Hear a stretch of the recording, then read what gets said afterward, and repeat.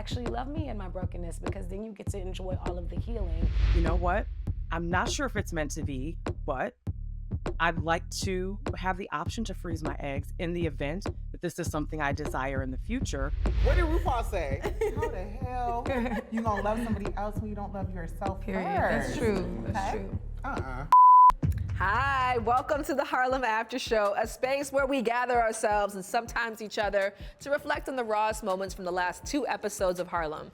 My name is Shan Boodram, and I'm a sex and relationship expert with an educational background in sexology, psychology, and journalism. In this after show, myself, a group of my friends, and the cast of Harlem discuss key themes from episode 7 and the finale of season 2. Woo, what a finale. Now, for the past 15 years, I've been starting hard but necessary to have conversations around intimacy, which is why I am personally insanely grateful that Harlem, a show that dares to go there, exists and pushes us all to keep that same energy. And I can confidently say on this after show, we've done just that. So let me catch you up. Right now, you are watching part 2 of episode 4 of the Harlem Aftershow. Episodes 1 to 3 and the first half of episode 4 are all over on my YouTube channel, which all of you are cordially invited to if you are interested in any of these topics. So what are you now, like bi? What are you now, like pan? What are you now? I'm like, why does there need to be a label for her right now? If you're 40 years old and you look 20 on the outside, don't think that your ovaries think that you look 20. I can't believe they kept the cowboy thing. I was So like, oh my God, that I was like that. so awkward. Yeah. Is that bad? Horrible. Are you snaking? I thought you were saying Wait, to do it. In my personal practice, I would say at least 60% of Black women are out earning their significant others. Yo, we are up right now. Like, studs, we up. You know what I'm saying? And not the idea of, well, Black women are just strong, she'll be fine. Well, we are just strong, but that doesn't mean that we'll be fine. For those of you who are already up to date and are coming from my YouTube channel looking for part 2 of part 1 of episode 4, you're probably wondering, when are we gonna get to the part that you came here to see? So yes, we're gonna talk about the relationship between romantic love and self-love, but first, let's watch the scene from Harlem that inspired that discussion. But I need to figure out who I actually am and then fall madly in love with that person before I can know exactly who I want to be with. If we ever run into each other again someday, I have to warn you, I'd do it again. And again. And again. I'm sorry. On your dream date. Yeah. My dream date.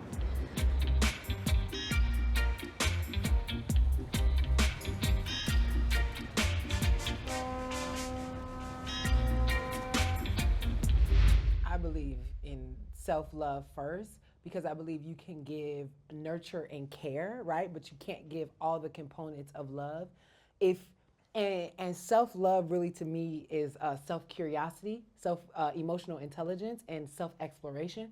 And so it's about like knowing myself deep and accepting all parts of myself and not hiding, because if I am hiding something from me that I don't want to address or I don't want to come up, then my care for you is also steeped in me making sure that you don't get to those parts that I'm hiding either, which also is conditional. And so I think when you're not afraid to be seen, which is a huge component of self-love, then you can love somebody fully and see somebody fully because you've done that work yourself. I've been really just embracing the idea of being loved and loving at every aspect of my life. I think we set such a huge expectation, or just like,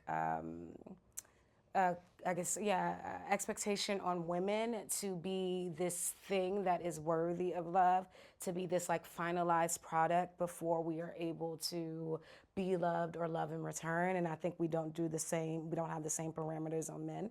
Men can love when they're broke or broken.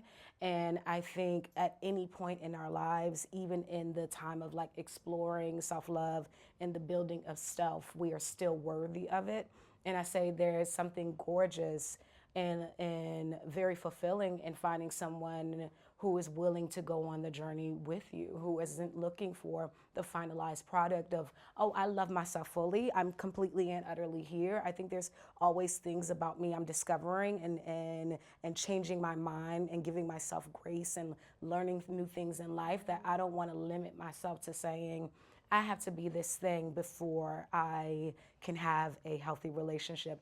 Actually, love me in my brokenness, because then you get to enjoy all of the healing and the blessing and the prize of that, as opposed to like coming in at the end and getting all of my results. Yeah, and I think I agree with both of what they were saying, because I think that I think the fullness of loving yourself, I think also is like a lifelong journey. Like you can love yourself a lot, be overconfident, know a lot of your worth, value yourself, not settle for less, and all these things, and you're still discovering things about yourself as you go along in life into the day that you leave here.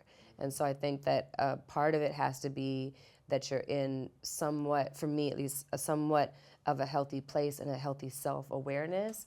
But then I also think that you don't have to be completely healed or completely fixed, because even I think healing in some aspects, even from stuff when you were a child, still takes a lifetime until you literally leave this planet. Yeah. So I think that to some degree, you're gonna be in some type of process, whether you're fully aware or not. But I think to me, the key is being as self-aware as possible and understanding, like, if there is a little bit of a brokenness to you and you are working on that, and you get into a relationship, being self-aware enough to say, oh, okay, I'm being codependent right now because this is that. Got it. That's not his stuff, that's my stuff. Okay, let me say, hey, I know this is my stuff, but this is how I'm feeling, and like, could you help me with this, or at least could you, I'm telling you this so you're aware when I do this, and I'm working on it. I just think it's always a process. What did RuPaul say?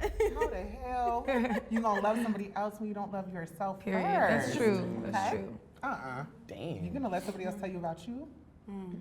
Well, you could be in a place, right, where you're more open to that. You could be in a place where you feel really vulnerable, and those vulnerabilities are exposed, and somebody else can just cut right through. So it's for the weak. Or you could be in the process of healing and learning more about yourself, and through love, through connection, you find out more about yourself. You find out more about what your boundaries are. You find out about what you will and won't tolerate through experience. We can talk about what does it mean to love yourself, and I can, we can sit here and talk about that all day, but when you are experiencing being loved, I think that it can really integrate into your self-understanding, and then you're like, wow, yes, I can be loved, and I am loved, and I love myself. I think and I think it happens in tandem. Yeah. I agree with that. Hey. Yeah. How do you know you're being loved, though? You know what I mean? How do you know if you don't love yourself, if somebody's loving on you? Because I've had experiences where it's like the girls don't know you have a good thing, and you kind of don't know you got a good thing. I mean, I've been there too. And you kind of just like, nah. You're sounding toxic right now. Yeah, a little bit. You are. You're like, listen, I'm a great thing. Yeah, you don't know I'm a good thing. Yourself. It's like, is that it, or is this the problem? It's giving gaslight. You're not gaslight.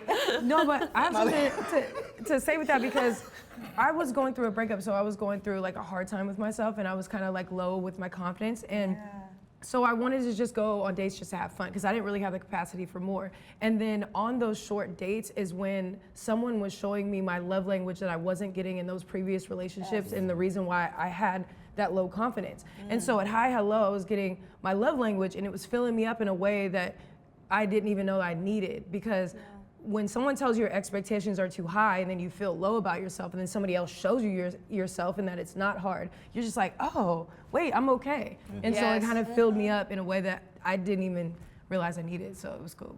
It's crazy, because I had that exact same aha. When Jared and I first got together, I was like, shit, I kind of hate this, but your love makes me love myself more. Right. And I thought that I had this all covered off by myself, and I was so confident, I was so self-assured, but I realized in having somebody who I didn't have to audition for all the time and prove that I was a good person, it allowed me to be like, wait a second, I wish it wasn't that way, to be honest. I wish that I came to that, I feel like you came to that realization by yourself, Kev. Yeah. That's all I got, bitch. Still Still to come, we're talking about the power of starting over and also people who switch up on their friends once they get into a romantic relationship. But before that, one of the most impactful conversations that we've had on this after show has been around Black women's gynecological health and family planning. So, because some of you just joined us, I want to run that dialogue back, but this time with the help of Dr. Kiara King, Harlem's very own consulting OBGYN, who's going to be responding directly to comments from episode 2 of this after show. Hi, I am Dr. Kiara King. I am a board-certified obstetrician and gynecologist in the Chicagoland area. I love this convo. I just turned 40 and no gynecologist ever mentioned to me about my fertility until last year at 39. She asked me what is my birth plan, and I was confused and have never ever thought about it. I've been grieving a bit since I am not married and don't want to have kids outside of that. No one ever mentioned freezing eggs, nothing. I don't understand. I'm moving forward and making sure I have convos with other women. Thank you. So I think this was a really powerful response in that so often, because conversations aren't had, whether they are with family, friends, in a physician's office, people don't know their options. And, one of the recent episodes of Harlem was all about knowing options. And knowing options doesn't mean that everyone is going to take the path to different fertility treatments or IVF, and other types of treatments. It just means they know it's available to them. But, we sometimes say in medicine, you don't know what you don't know. And so if you're not even aware that this is an option for you, you don't even think about having it in the back of your mind to say, you know what? I remember they told me this. When I turn 30, 35, I'm going to start thinking about this option for me. You're almost in the dark. And then when it actually comes to the time where this particular person is looking to potentially consider freezing eggs, now she feels like she's missed the boat. Can we talk about how the doctor created hesitation with the IUD though? IUDs can be removed just like any other form of birth control. I was under the same impression that I had to not choose an IUD if children were in my near future. My doctor assured me that if IUD was my preferred method of birth control for right now, it can still be used, even if I decide in the short term to try to conceive. So I think this is a fantastic question, one that also came up for me as well. IUDs are a fantastic form of long-acting reversible contraception. We call them LARCs for short. That's the acronym. And depending on the brand, you can have an IUD that is good for 1 year, 3 years, 8 years, or 10 years. The 1, 3, and 8 year IUDs do have hormones in them. And so some people, for various reasons, desire not to use them, can't use them for medical reasons. And the 10-year option is a copper IUD. Any IUD can be technically removed at any time. I mean, you can place an IUD and have it removed the next day. Unless there was some, actual medical indication for that, I wouldn't advise getting that. But that opens up the conversation to discussing with patients what makes sense for your life. Patients ask me all the time, what's the best birth control I should get? And I say, well, hey, are you good with taking pills? Oh, no, I hate taking pills. Okay, birth control pills aren't a good idea for you. If you're not going to remember to take them, if you don't like swallowing pills, that's not a great option. For people that are generally looking for long-term options that they don't have to remember to take every day, the more you have a human involved in the choice, the more you have human error. So if you have to take a pill, if you have to apply a patch, if you have to insert a ring, there's a little bit higher chance, not always, that you might forget to take your pill or change your patch, etc. So IUDs offer a little bit extra assurance in that it's placed and then it's there until you decide to take it out. So freezing eggs isn't even an option for a lot of people due to financial reasons. You have to pay yearly to keep them frozen. It's a no for me. If it were higher on my list of priorities, then I would consider it. Again, freezing eggs is not going to be for every person. But I think it's important that everyone knows that it's an option. Again, options are so critical. So while everyone may not choose that form of reproductive treatments, it's an option. While everyone may not be able to afford it, they may not be able to afford it now, let's say at 20 or 25 years old, but maybe at 30 they can. But if they're not even aware that it's available to them, they won't even consider it. And they may just be one of the people that say, well, if it's meant to be for me to get pregnant, I'll get pregnant. If it's meant for me to have a baby, I'll have a baby. Not, you know what?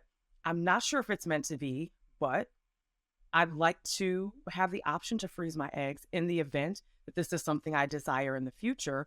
You can have that conversation without, making it mandatory for someone to have their eggs frozen. And this conversation looked different 10, 15 years ago. The technology wasn't really as good as it is today that allowed people to freeze eggs because, there would be issues with the eggs once they were frozen and they were doing different studies. And now we have, much better technologies around that we can freeze eggs, and those frozen eggs can ultimately result in an intended pregnancy and ultimately a live birth.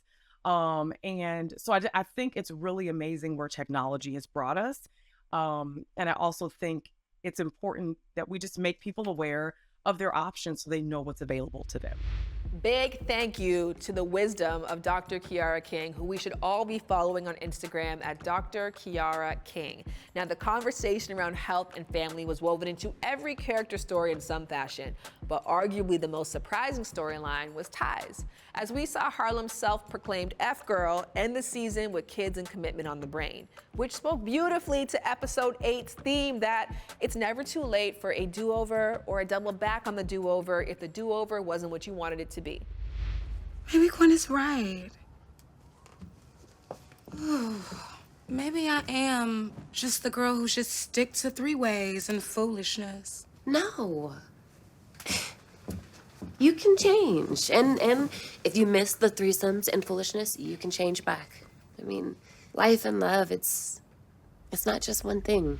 I loved exploring the idea that your life can change, and adapting to change, and not just adapting to it, but finding joy in acknowledging who you are, acknowledging who you aren't, and finding joy in just all of what you're experiencing, even if it's different than what you anticipated. And I was just like, I love this. I find the joy in it.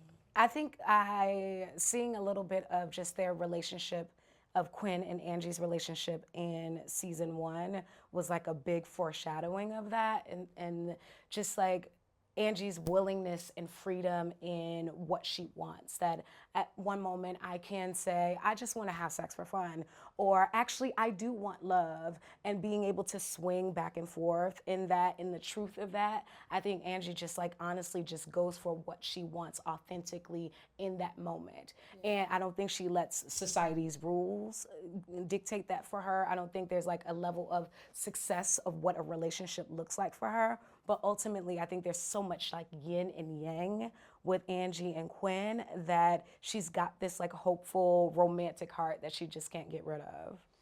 And you don't know which one of the Trader Joe's microwavable dinners is going to be for you unless you try them all. Yeah, like Ty's character. I love that she's living her life because it's golden. Yeah. She's able to do one thing, do another, and she's respectful of the people that she's around. She gets into like zany hijinks and stuff like that, but at the end of the day, she's true to herself, and people recognize that, and that's why she's able to go from 3rd dimension, 5th dimension, go to the stars, go to Jupiter, Venus, come back to Earth, because it's like when you're free and you let people know that you're free, all people have to do is really accept it.